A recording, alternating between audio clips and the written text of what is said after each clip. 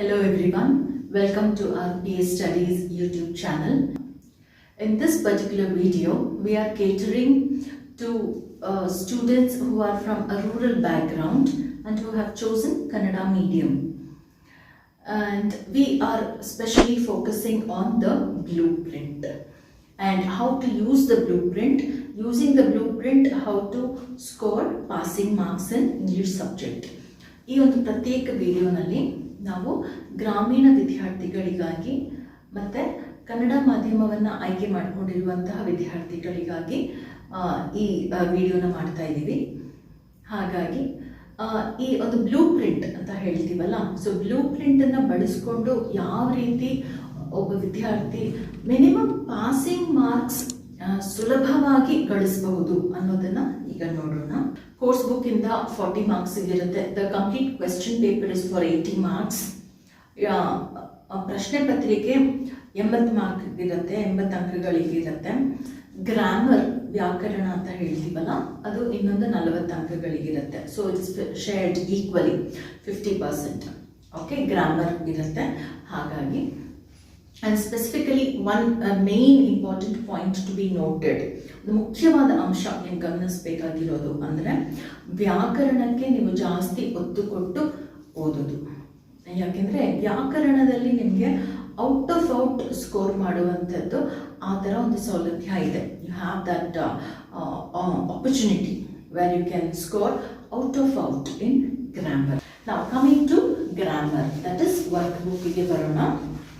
ಗ್ರಾಮರಲ್ಲಿ of course first ನೀವು ನೋಡಬೇಕಾಗಿರೋದು ಯಾವುದು choice, internal choice ಇರುತ್ತೆ ಅಂತ.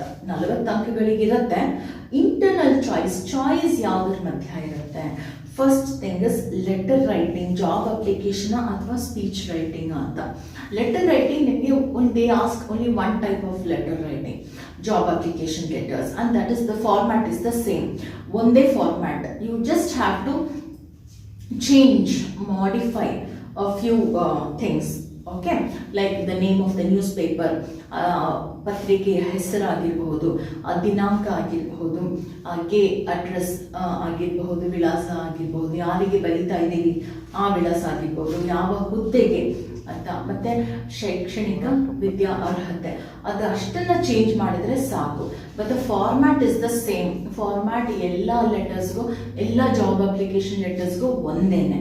ಹಾಗಾಗಿ ಫಸ್ಟ್ ನೀವು ಏನು ಮಾಡ್ತೀರಾ, letter writing, it is for 5 marks. Letter writing, it is actually very easy provided you practice and prepare for it. ಒಂಚೂರು ಪ್ರಾಕ್ಟೀಸ್ ಬರೆದು ಪ್ರಾಕ್ಟೀಸ್ ಮಾಡ್ಕೋಬೇಕಷ್ಟೇ. ಆ್ಯಕ್ಚುಲಿ ತುಂಬ ಸುಲಭವಾದ ಒಂದು ಏರಿಯಾ, ಕ್ಷೇತ್ರ ಅದು. Okay, the next one is note making. Note making is for 2 marks. Okay, so note making ಆ tree diagram ಬರೆದುಬಿಟ್ಟು you just have to answer. a box ಅಲ್ಲಿ fill up ಮಾಡ್ತೀರಾ ನೋಡಿ.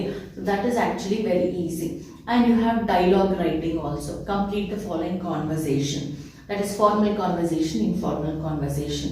so ಅದನ್ನ ಬರೆಯೋದು ಈಸಿ. ಗ್ರೀಟಿಂಗಿಗೆ ಏನೇನನ್ನ ನಾವು ಬಳಸಬಹುದು, ಯಾವ ರೀತಿಯಾದ ಯಾವ ಎಕ್ಸ್ಪ್ರೆಷನ್ಸ್ ಬಳಸ್ಬೋದು, ಆ ರೀತಿ ಒಂದು ಪಟ್ಟಿ ಮಾಡಿ ಇಟ್ಕೊಳ್ಳಿ. ಇಂಟ್ರೊಡ್ಯೂಸಿಂಗಿಗೆ ಯಾವ ರೀತಿ, ರಿಕ್ವೆಸ್ಟಿಂಗ್ ಅಂದರೆ ಪ್ಲೀಸ್ ಅಂತ, ಆ ರೀತಿ ಜಸ್ಟ್ ಒಂದೊಂದಕ್ಕೆ ಒಂದೊಂದು ಎಕ್ಸ್ಪ್ರೆಷನ್ ಬರ್ಕೊಂಡ್ರು ಬೇಕಾದಷ್ಟು you can solve it easily. Okay, so ಇದನ್ನ ಜ್ಞಾಪಕ ಇಟ್ಕೊಳ್ಳಿ.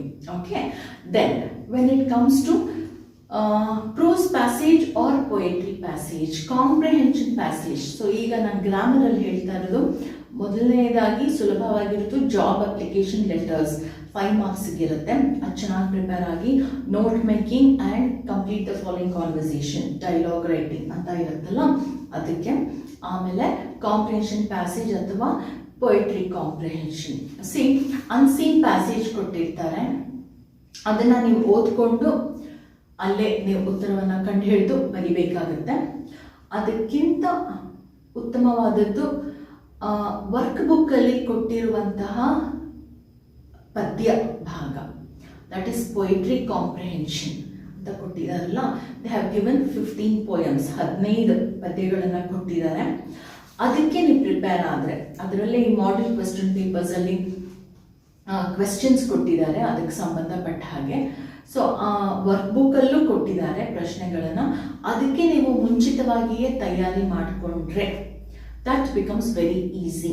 ಯಾಕೆ 15 ಪದ್ಯಗಳಿಂದಾನೇ ಯಾವುದಾದ್ರು ಒಂದು ಪದ್ಯನ ನಿಮಗೆ ನಿಮ್ಮ ಪ್ರಶ್ನೆ ಪತ್ರಿಕೆಯಲ್ಲಿ ಕೊಟ್ಟಿರ್ತಾರೆ. ಹಾಗಾಗಿ ಮುಂಚಿತವಾಗಿಯೇ ನಾವು ಉತ್ತರಗಳನ್ನ ಪ್ರಿಪೇರ್ ಮಾಡಿ ಇಟ್ಕೊಂಡ್ರೆ you will get 9 out of 9, no doubt. 9 ಅಂಕಗಳಿಗಿರುತ್ತೆ. ಸೊ ಈಸಿಯಾಗಿ ನೀವು ಮಾರ್ಕ್ಸನ್ನು ಗಳಿಸಬಹುದು. So remember, job application letters, note making, dialogue writing, then comes your poetry comprehension, ಅಥವಾ ನಿಮಗೆ ಪ್ಯಾಸೇಜ್ ಕಾಂಪ್ರಿಹೆನ್ಷನ್ ಈಸಿ ಅಂದರೆ ಅದನ್ನು ಮಾಡ್ಬೋದು on the spot. Okay, so ಇದನ್ನ ಕೇಳ್ಕೊಳ್ಳಿ. ಅದು ಬಿಟ್ಟು the next option is rewrite as directed ಮತ್ತೆ linkers. Both are for 4 marks. ನಿಮಗೆ ಇಂಟರ್ನಲ್ ಚಾಯ್ಸ್ ಇರುತ್ತೆ. ಒಂದು ರೀರೈಟ್ ಆಸ್ ಡೈರೆಕ್ಟೆಡ್ ಅದನ್ನ ಮಾಡ್ಬೋದು, ಇಲ್ಲ ಅಂದರೆ ಲಿಂಕರ್ಸ್ ಅನ್ನೋದನ್ನ ಆಪ್ಟ್ ಮಾಡಿ ಅದನ್ನ ಆಯ್ಕೆ ಮಾಡಿಕೊಂಡು ಅದ್ರ ಪ್ರಕಾರ ಬರೀಬಹುದು. ನಾವು ರೀರೈಟ್ ಆಸ್ ಡೈರೆಕ್ಟೆಡ್ ಅದರಲ್ಲಿ ಏನು ಬರುತ್ತೆ? Articles, use the correct article, use the correct preposition ಅಂತ ಒಂದು ಪ್ರಶ್ನೆ ಇರುತ್ತೆ. Apart from that jumble segments ಇರುತ್ತೆ. ಆ್ಯಂಡ್ ಸಬ್ಜೆಕ್ಟ್ ವರ್ಬ್ ಅಗ್ರಿಮೆಂಟ್ ಬಗ್ಗೆ ಒಂದು ಸೆಂಟೆನ್ಸ್ ಇರುತ್ತೆ. ಓಕೆ, ಆ್ಯಂಡ್ ಪ್ಯಾಸಿವ್, ಇದು appropriate form of verb given in brackets. So ಅದನ್ನ ಆಯ್ಕೆ ಮಾಡ್ಕೊಳ್ಳೋದು ಈಸಿ, ಅದು ಸುಲಭ. ಯಾವುದಕ್ಕಿಂತ ಸುಲಭ? ಲಿಂಕರ್ಸ್ಗಿಂತ ಅದು ಸುಲಭ. Okay, ultimately it is left to students choice. ನಿಮಗೆ ಬಿಟ್ಟಿದ್ದದು ಯಾವುದು ಸುಲಭ ಅಂತ. ನಿಮ್ಗೆ ಯಾವ್ದು ಸುಲಭನೋ ಅದನ್ನು ಆಯ್ಕೆ ಮಾಡಿಕೊಂಡು ಆರಾಮಾಗಿ ಪ್ರಿಪೇರ್ ಆಗಿ. The next thing is you have internal choice between these things, that is framing questions or error identification. This is for 2 marks. ಒಂದು ಸೆಂಟೆನ್ಸ್ ವಾಕ್ಯದಲ್ಲಿ ಏನು ತಪ್ಪಾಗಿದೆ ಅಂತ ಕಂಡು ಹಿಡಿದು ಅದನ್ನು ಸರಿಯಾಗಿ ಬರೆಯೋದು, that is error identification. That is also easy. Otherwise you have framing questions. Framing questions ಮೇಲೆ ಯು ಹ್ಯಾವ್ ಕ್ವೆಶ್ಚನ್ ಫಾರ್ಮ್ಸ್ ಅಂತ ಒಂದು ಗ್ರಾಮರ್ ಪಾರ್ಟ್ ಇದೆ ನೋಡಿ, ಅದರಿಂದ ಬರೋದು framing questions. That is add a question tag. Question tag add ಮಾಡ್ತೀರಾ, ಮತ್ತು underlined word as answer. So frame a question ಅಂತ ಕೇಳಿರ್ತಾರೆ. Actually that is easier, okay, than identifying errors, but it is ultimately left to you. Then so these are this forms the grammar part. ನಾವು ಯಾವುದ್ಯಾವುದಕ್ಕೆ choice ಇಲ್ಲ, you have expressions. Okay, expressions are nothing but idioms and phrases. ಅದಕ್ಕೆ ಚಾಯ್ಸ್ ಇಲ್ಲ, ಹಾಗಾಗಿ ಅದಕ್ಕೆ prepare ಆಗಬೇಕಾಗತ್ತೆ. Question ಬ್ಯಾಂಕಲ್ಲಿ ಇರುವಂಥ ಎಕ್ಸ್ಪ್ರೆಷನ್ಸ್ ಮತ್ತು ಮಾಡೆಲ್ ಕ್ವೆಶ್ಚನ್ ಪೇಪರಲ್ಲಿ ಇರುವಂತಹ ಎಕ್ಸ್ಪ್ರೆಷನ್ಸ್ ಕ್ವೆಶ್ಚನ್ಸ್ ಇದೆ ನೋಡಿ, ಅದಕ್ಕೆ ತಯಾರಾಗಿ ಸಿದ್ಧರಾಗಿ. And apart from that you have something called as passive voice. Fill in the blanks with the appropriate form. That is the 11th question actually. Choosing with the passive form of the verb given in brackets. So ಅದಕ್ಕೆ prepare ಆಗ್ತೀರಾ, ಅದರಲ್ಲೂ choice ಇರೋದಿಲ್ಲ.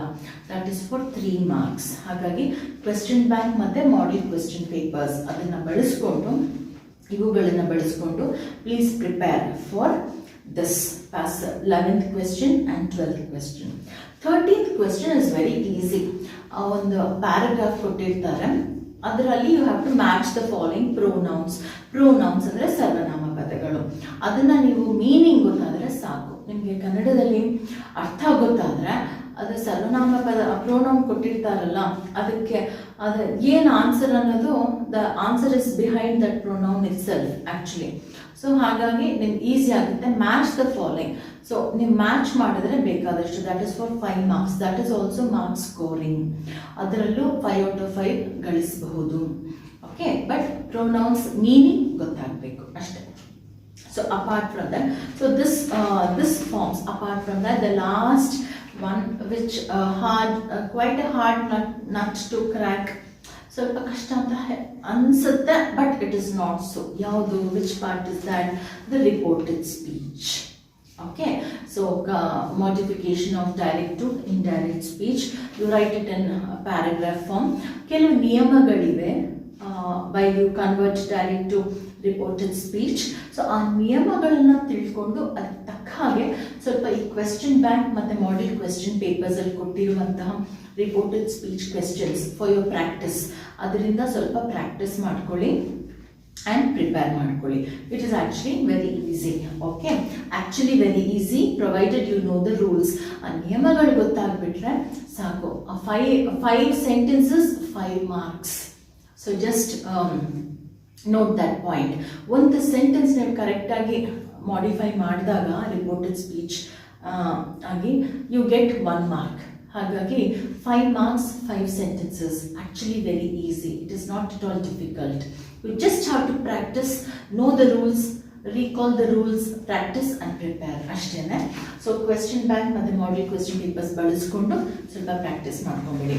So because we have the blue print this time, ಈ ಬಾರಿ ನಮಗೆ we have fixed blue print. ಈ ಬಾರಿ ನಮಗೆ ಫಿಕ್ಸ್ಡ್ ಆಗಿ ಬ್ಲೂ ಪ್ರಿಂಟ್ ಇದೆ, ಹೀಗೆ ಬರುತ್ತೆ. ಈ ಯೂನಿಟ್ಟಿಂದ ಈ ಅಂಕಗಳಿಗೆ ಇಷ್ಟು ಅಂಕಗಳಿಗೆ ಪ್ರಶ್ನೆ ಬರುತ್ತೆ, ಎಷ್ಟು ಅಂಕಗಳ ಪ್ರಶ್ನೆ ಯಾವ ಯೂನಿಟ್ಟಿಂದ ಬರುತ್ತೆ, ಯಾವ ವ್ಯಾಕರಣದ ಭಾಗದಿಂದ ಬರುತ್ತೆ ಅಂತ ಕ್ಲಿಯರ್ ಕಟ್ ಆಗಿ ಕೊಟ್ಟಿರೋದ್ರಿಂದ you can smartly prepare for your exam, for your English exam paper. All right, you can actually score maximum, you can score out of out, and no doubt. All right, if you prepare according to the blueprint, selective study and smart study is the best. Okay, please don't waste time. Have a clear cut idea. ಎಲ್ಲ ಯೂನಿಟಲ್ಲೂ ಎಲ್ಲ ಅಂಕಗಳಿಗೂ ಓದ್ಕೊಂಡು ಸಮಯನ ವ್ಯರ್ಥ ಮಾಡಬೇಡಿ. Clear cut ಆಗಿ ಇವಾಗ ನಿಮ್ಗೆ ಗೊತ್ತಾಗಿದೆ ಯಾವ ಯೂನಿಟಿಂದ ಓದಬೇಕು ಅಂತ. ಈ ಯೂನಿಟ್ಸು ನಾನು ಆಯ್ಕೆ ಮಾಡ್ಕೊಂಡಿರೋದು ನಿಮಗೆ ಸುಲಭ ಆಗುತ್ತೆ ಅನ್ನೋ ದೃಷ್ಟಿಯಿಂದ. Ultimately it is left to your choice. Once again, thank you for watching this video. Please share the video. ಈ ವಿಡಿಯೋ ನಿಮಗೆ ಉಪಯೋಗ ಆಗುತ್ತೆ ಅಂತ ಅನಿಸಿದ್ದಲ್ಲಿ ಖಂಡಿತ ಉಪಯೋಗ ಆಗುತ್ತೆ. ಈ ವಿಡಿಯೋನ ನಿಮ್ಮ ಫ್ರೆಂಡ್ಸ್ ಜೊತೆ ಶೇರ್ ಮಾಡ್ಕೊಳ್ಳಿ. And please subscribe and like the video also. Thank you very much. ಧನ್ಯವಾದ.